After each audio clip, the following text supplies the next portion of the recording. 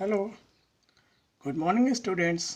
मैं mister Sohan, MVH inter college Atesua Murdha Varanasi में आपका इंग्लिश टीचर।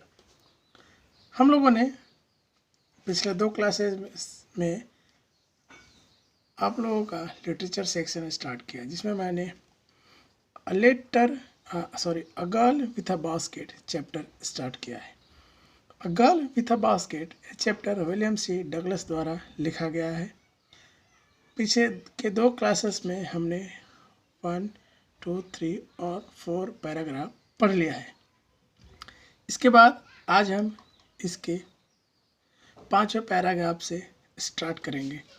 उम्मीद करते हैं कि आप लोग इस वीडियो को देख के कुछ सीख रहे होंगे। लास्ट क्लास में हम लोग यहाँ तक पढ़ चुके हैं।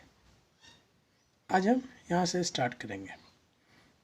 At one station, my routine of talking with the people was interrupted. As soon as I alighted, a group of young children gathered around me. They were selling baskets, hand woven reed baskets with simple design and patterns. They had the baskets high, shouting words that I did not know, but conveniently, unmistakably their desire. अब पहले हमने देखा कि पहले 2 paragraph में writer ने अपनी यात्रा के बारे में बात किया। फिर उसके बाद 3rd पैराग्राफ में इन्होंने उस एरियाज़ की बात की जिससे होकर ट्रेन गुजर रही थी। कभी ये बताते हैं गंगा के मैदानी भाग की स्थिति के बारे में डिस्कस करते हैं, तो कभी जंगल के स्थिति के बारे में बताते हैं। इसके बाद ये राइटर एक स्टेशन की बात करते हैं जहाँ इनकी यात्रा के दौरान ट्रेन रुकती है और फिर वहाँ जो घटना घटित होती है, वहाँ ये जो आपके बुक का टाइटल है a girl with a basket. अभी तक ये पूरा इंट्रोडक्शन चल रहा था, अब ये कहानी यहाँ से स्टार्ट होती है। अब राइटर यहाँ से बताएंगे कि फिर वास्तव में यह किसके बारे में लिख रहे हैं। अभी तक आप लोग ये सोचते होंगे कि यार नदियाँ, जंगल, हिमालय, इसकी बात हो रही है। गर्ल विद द बास्केट, जो टोकरी वाली लड़की है, उसकी कहानी कब स्टार्ट होगी। तो अब यहाँ से वो कहानी स्टार्ट होती है। बताते हैं, at one station my routine of talking with the people was interrupted. मतलब एक स्टेशन पर मेरा जो रूटीन थी, मेरा जो दिनचर्या था लोगों से बात करने वाला, वह प्रभावित हुआ। यानी एक स्टेशन पर मेरे जो लोगों से बात करने वाली आदत है, जो प्रक्रिया थी, मेरे जो रूटीन का हिस्सा थी, वह प्रभावित हुई। As soon as I alighted, a group of young children gathered around me. जैसे ही मैं बात करने के लिए स्टेशन पे उतरा, एक यंग बच्चों का एक ग्रुप मेरे चारों तरफ इकट्ठा हो गया। They were selling baskets, hand woven reed baskets with simple design and patterns. वे बच्चे साधारण डिज़ाइन और साधारण तरीके से हाथ की बनी हुई बांस की या बेत की टोकरी बेच रहे थे। फिर से देखिए, they were selling baskets, hand woven reed basket with simple design and pattern. वे बच्चे जो मेरे पास अचानक इकट्ठा हो गए थे, वे सिंपल मतलब साधारण तरीके से बने हुए, साधारण डिज़ाइन और साधारण पैटर्न। साधारण डिज़ाइन और साधारण पैटर्न मीन्स होता है, पैटर्न मीन्स होगा जैसे तरीका, और डिज़ाइन मीन्स हो गया उसका स्वरूप। सामान्य स्वरूप और सामान्य तरीके से बेत के हाथ से बने हुए टोकरे बेच रहे थे। They held the baskets high, shouting words that I did not know, but conveyingly, unmistakably their desire. मतलब they hold their baskets high, बेचते समय वे बहुत अपने जो टोकरे थे वह बहुत ऊपर उठाए हुए थे और ऐसे शब्दों में चिल्ला रहे थे जिसको मैं समझ नहीं पा रहा था, लेकिन मैं उनके इरादों को, उनकी जो भावनाएं थी मैं उसको समझ रहा था। देवर रेफ्यूजी चिल्ड्रेन, अब बता रहे हैं कि वो बच्चे जो अचानक इकट्ठा हो गए थे वे कौन थे, उनका परिचय क्या था। They were refugee children when partition between India and Pakistan was decreed, hundreds of thousands of people pulled up their roots and changed their residences. 9 million people left Pakistan and come to India, driven by the fear of religious fanatism. They were poor people to start with. They were poorer as they began their long trek. For all they could carry was a bit of food and few belongings. Soon they were out of food. A few days after they started, they began to fall by the wayside from the weakness of hunger and died where they fall. अबे उस स्थिति को बता रहे थे कि ये बच्चे कौन थे जो स्टेशन पे अचानक मिल गए और टोकरियाँ बेच रहे थे। देवर रिफ्यूजी चिल्ड्रन, वे कौन थे, वे लोग शरणार्थी बच्चे थे। शरणार्थी बच्चे थे। शरणार्थी जो मतलब शरणार्थी वे होते हैं जो बाहर से आते हैं, किसी दूसरे जगह का आके हमारे देश में शरण लेते हैं, उसे शरणार्थी का बोलते हैं। They were refugee children when partition between India and Pakistan was decreed, hundreds of thousands of people pulled up their roots and changed their residence. वे कहते हैं कि जब भारत और पाकिस्तान के बंटवारे का आदेश हुआ, जब भारत पाकिस्तान के बंटवारे का आदेश हुआ, तब सैकड़ों हजारों लोग अपना पैतृक घर छोड़कर, पैतृक जो उनके वंशजों का घर छोड़कर, उसे छोड़ दिए और वहाँ से निकल गए। एंड चेंज्ड देयर रेजिडेंस, और अपना निवास स्थान पूरी तरह से बदल दिया। 9 million people left Pakistan and come to India. 9 million जो इंडियन थे, मतलब जो पाकिस्तान में रहने वाले आदमी थे, उन्होंने पाकिस्तान छोड़ दिया और वे इंडिया आ गए। क्यों? Driven by the fear of realist fanaticism, जो धर्म की धर्मांधता थी। जैसे आप लोगों ने कहानियों में पढ़ा होगा, किस्से कहानियों में पढ़ा होगा, किताबों में पढ़ा होगा, मूवीज़ में देखा होगा, बहुत जगह आप लोगों ने पढ़ा होगा कि जब भारत पाकिस्तान का बंटवारा हुआ तो उस समय धर्मांधता थी बड़े चरम सीमा पे। मतलब पाकिस्तान वाले भारत वाले से नफरत करते थे और भारत वाले पाकिस्तान वालों से नफरत करते थे। मतलब यहाँ के जो मुसलमान थे वो पाकिस्तान जा रहे थे, पाकिस्तान के हिंदू भारत आ रहे थे, तो दोनों के बीच धर्म की लड़ाई थी। उसको हम बोलते हैं रिलीजियस फैनेटिज्म, जो उसको कहेंगे धर्मांधता का डर। तो इसी डर से, धर्मांधता के डर से ही 9 बिलियन लोग पाकिस्तान से भारत आ गए थे। They were poor people with to start with, वो वहाँ पहले से ही गरीब थे। They were poor people to start with, they were poorer as they began their long trek, for all they could carry was a bit of food and few belongings. Soon they were out of food. A few days after they started, they began to fall by the wayside from the weakness of hunger and died where they fall. अभी कहते हैं कि they were poor people to start with. वह भले से गरीब थे जो वहाँ से यहाँ भारत पाकिस्तान से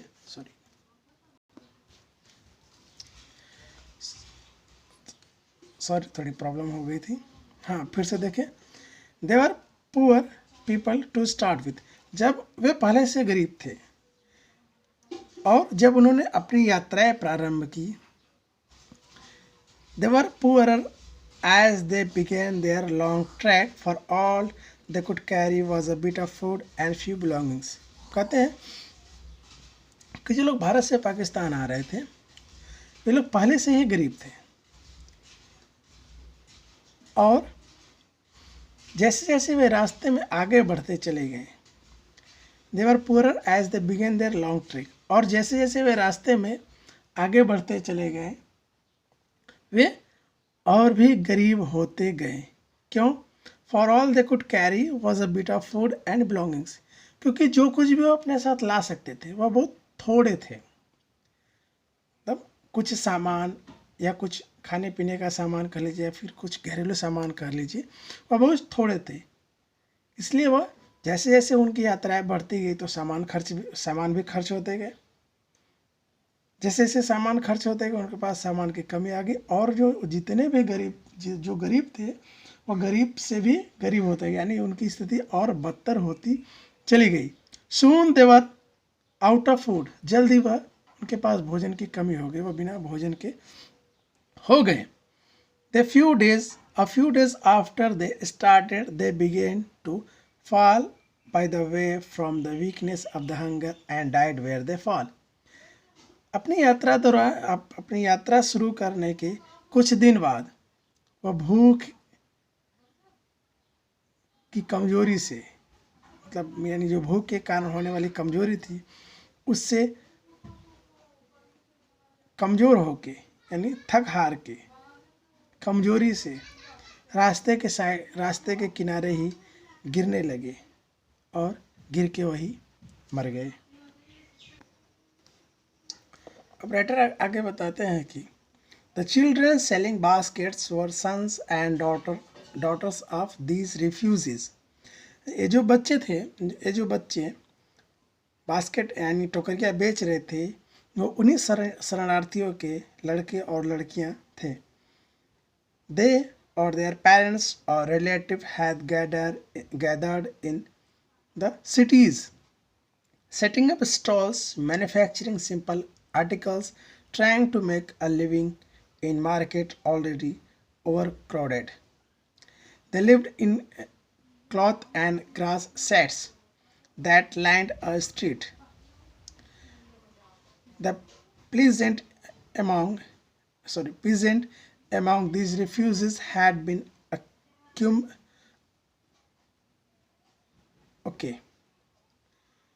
The children selling baskets were sons and daughters of these refugees. जो बच्चे यहाँ टोकरियाँ बेच रहे थे वह इन्हीं शरणार्थियों के बच्चे थे। They or their parents or relatives had gathered in the city. ये बच्चे, इनके माता पिता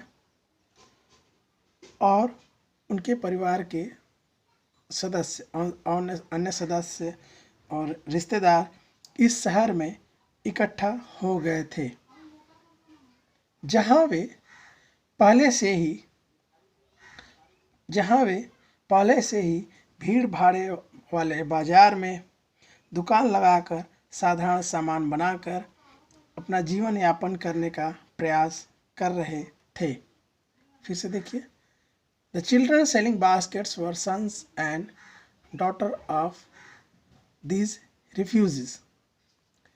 They or their parents or relatives had gathered in the cities, setting up stalls, manufacturing simple articles, trying to make a living in the market already overcrowded. मतलब कि जो बच्चे टोकरियाँ बेच रहे थे या उन्हीं शरणार्थियों के बच्चे और बच्चे यानी लड़के और लड़कियाँ थे, वे यानी ये बच्चे, उनके माता पिता, उनके रिश्तेदार इस शहर में इकट्ठा हो गए थे जहाँ वे मतलब market already pulled overcrowded, setting up their stalls, जहाँ वे पहले से भीड़ भाड़ वाले बाजार में दुकान लगाकर साधारण सामान बनाकर अपना जीवन यापन करने का प्रयास कर रहे थे। They lived in cloth and grass sheds that lined the street.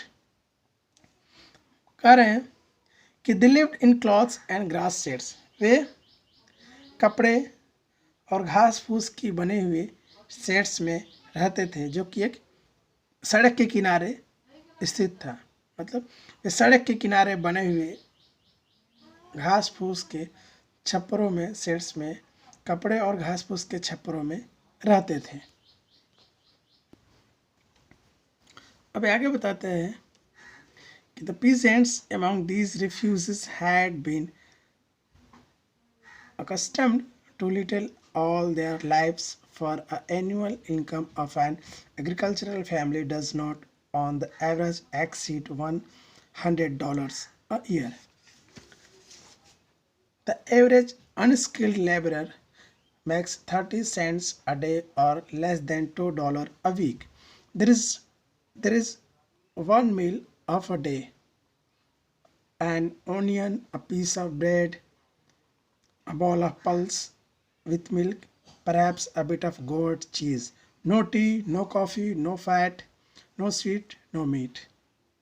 यहाँ से देखिए, अब नो प्लीजेंट, अब कुछ बात कर रहे हैं कि जैसे जो रिफ्यूजी वहाँ से आए थे, वहाँ कुछ खेतिहर थे, मतलब वहाँ कुछ समृद्ध किसान भी थे, कुछ वहाँ मजदूर थे, वहाँ कुछ किसान थे, कुछ मजदूर थे, जो कुछ बिजनेसमैन थे, जो अपनी सारी संपत्ति, सारी पूंजी छोड़ के यहाँ रिफ्यूजी का जीवन जीने के लिए आए थे।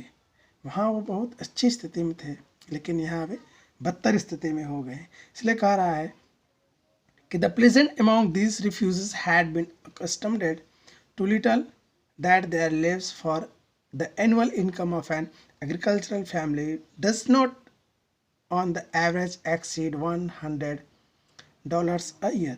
बता रहे हैं कि एक खेतिहर परिवार का, एक जो किसान परिवार का औसतम इनकम सालाना $1000 से ज़्यादा नहीं बढ़ पा रहा था, क्योंकि इनमें से जो किसान थे, यानी जो भी इनमें से किसान थे, वह बहुत थोड़े से पैसे के साथ अपना जीवन जीने के लिए अभ्यस्त हो गए थे।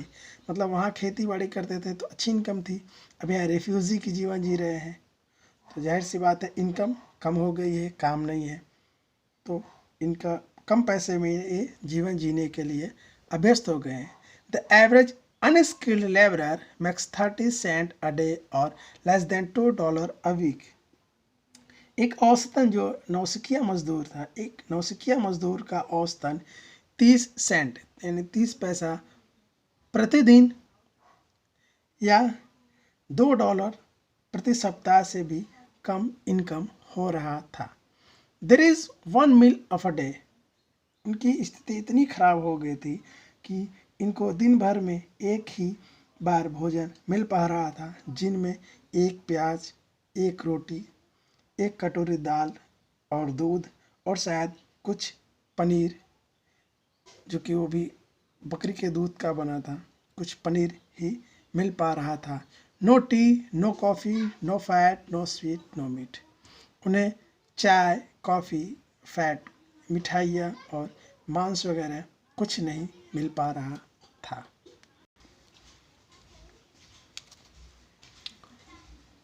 $100 a year, यानी $100 a year is not $2 of a week। यहाँ बता रहे हैं, इस चैप्टर में हम आपको दिखाना चाहते हैं कि $1 of a year is not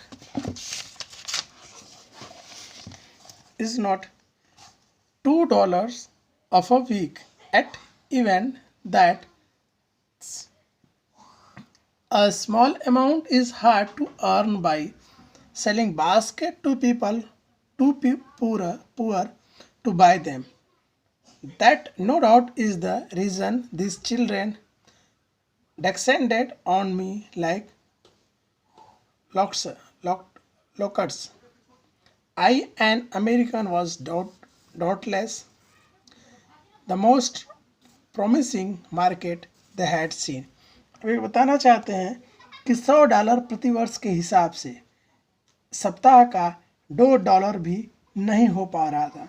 मतलब $100 प्रति वर्ष के हिसाब से जो इनकम होता था, वह अब सप्ताह का $2 भी नहीं हो पा रहा था। फिर भी उन लोगों को टोकरी बेचकर, जो उन्हें लेने लायक नहीं थे, इतने कम पैसे भी कमाना मुश्किल हो गया था। मतलब ये कहना चाहते हैं कि जो लोग अपने लोग जो $100 प्रतिवर्ष की कमाई करते थे, अब वो यहाँ रिफ्यूजी थे, वो सारा सामान छोड़ के चले आए हैं। अब वो यहाँ $2 प्रति सप्ताह भी कमा नहीं पा रहे हैं। फिर भी जो कुछ काम वो कर रहे हैं, जैसे टोकरी बेच रहे हैं, तो यही के उन लोगों को बेच रहे हैं जो उनके पास पैसे नहीं है, इसलिए टोकरी बेच कर भी वह $2 प्रति सप्ताह नहीं कमा पा रहे हैं। That is no doubt is the reason these little children descended on me like locusts. An American was doubtless the most promising market they had seen. शायद यही कारण था कि ये छोटे बच्चे टिट्टी की तरह मुझे घेर लिए थे। निसंदेह मैं एक अमेरिकन इनके लिए एक प्रॉमिसिंग बाजार की तरह था। यहाँ तक इस यूनिट में हम लोग यहाँ तक पढ़े। इसके आगे जो आपका लास्ट 3 पैराग्राफ है, वह आपको हम अगले यूनिट में, मतलब अगले क्लास में पढ़ाएंगे। तब तक के लिए थैंक यू।